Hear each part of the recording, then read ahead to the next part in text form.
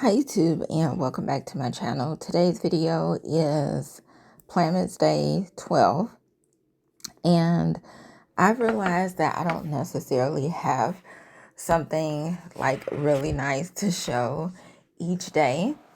So what I'll try to do is just like do a voiceover, even if it's a short one, with just me updating my planners and a little chit chat on how things are going.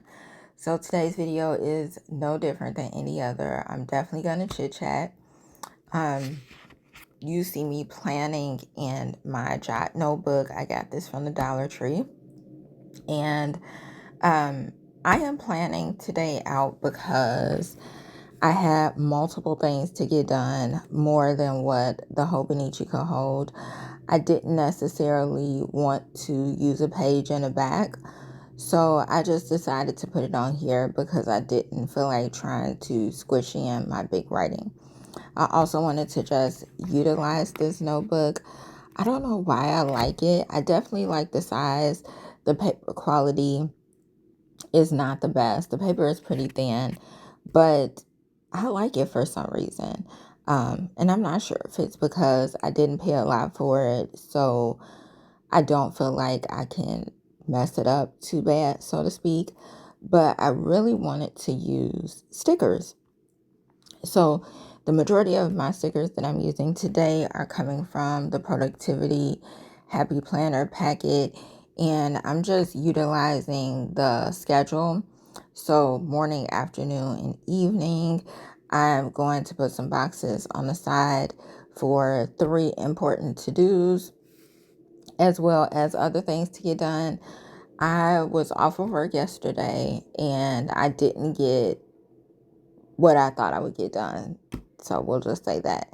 So today I'm hoping to be a little bit more productive. I do have quite a bit of things to do, but I'm starting my day out pretty early because I have a massage at 10. So I want to kind of get things done early. We'll get everything set early, so to speak. Lately, I've been watching like productivity videos, but not so much video. It's like motivational talks, I guess you can say. And that's really been helping me. As I told you all, if you watched my planner lineup, then I shared that the word of the year for me in 2026 is order. And that's because so much needs to be in order. I feel like each day I'm finding out more and more just how out of order I am with appointments, writing notes down, stuff like that.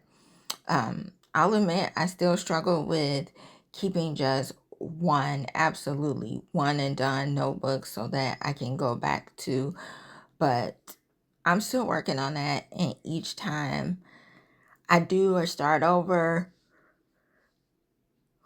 excuse me, I always feel like I always say at the beginning of it, like, I'm going to stick with this notebook. I'm going to see it through. I'm going to do this and that.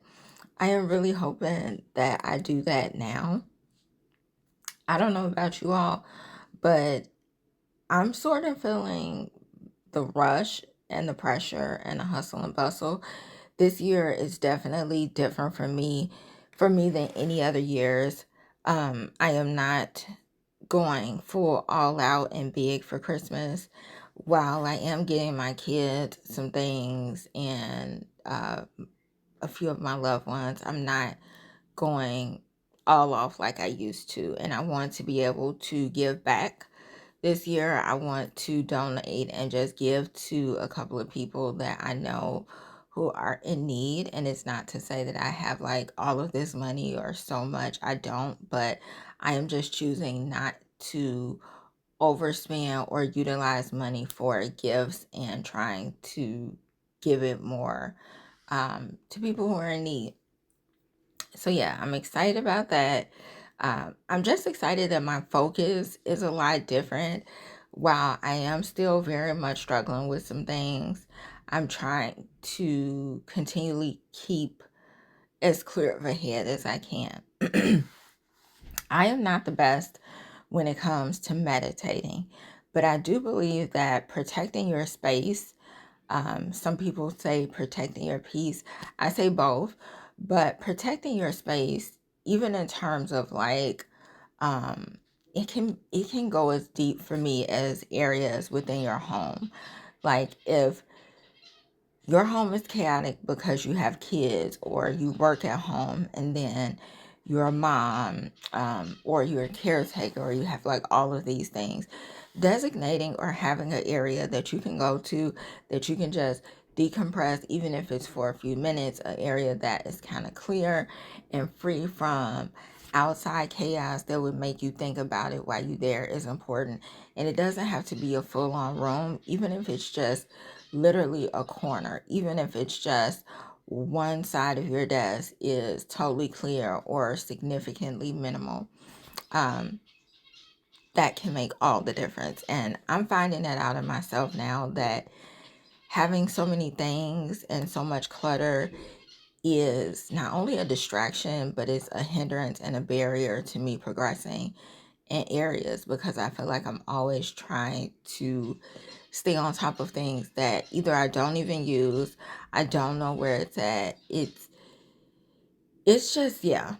And last night I was watching, I believe it was on TLC. It was like hoarding for the holidays, and it was so different because it was people that was hoarding like Christmas things.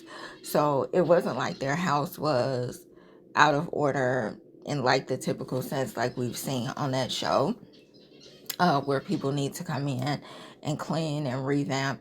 It was just each couple or person that they had on there was like spending so much money on Christmas trees. Like one person had about 10 plus Christmas trees in their home. Someone else had like this extensive like decoration on the outside. This one guy was really interesting because he had gingerbread houses and he makes so many of them a year, but then he actually goes around to different states and does like walkthroughs and just different displays. But it made me think about, when I thought about them, for a lot of people that is extreme, but I kind of looked at it different because at least it was something that they were invested in, they were involved in. It brought them so much joy. Some of the people started in September. So it was taking up more than just December, that 1 month or whatever. So it was nice because they were actually enjoying the things and it wasn't just sitting there. And it made me think about how I really want to get into quilting and things like that, and just being able to sit down with my journals and journal and just having that space. And I think the block for me is the overwhelm of life, but then also the overwhelm and not having enough space to feel like I can do it without making things look more messy or more chaotic, so to speak. So that is something I'm working on.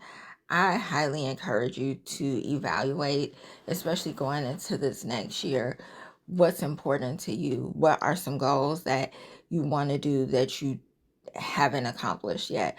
What are some hobbies or just some self-care things that you want to explore that you haven't, because your life has either been full with taking care of things or trying to stay on top of so many things that you may or may not use each day or even enjoy.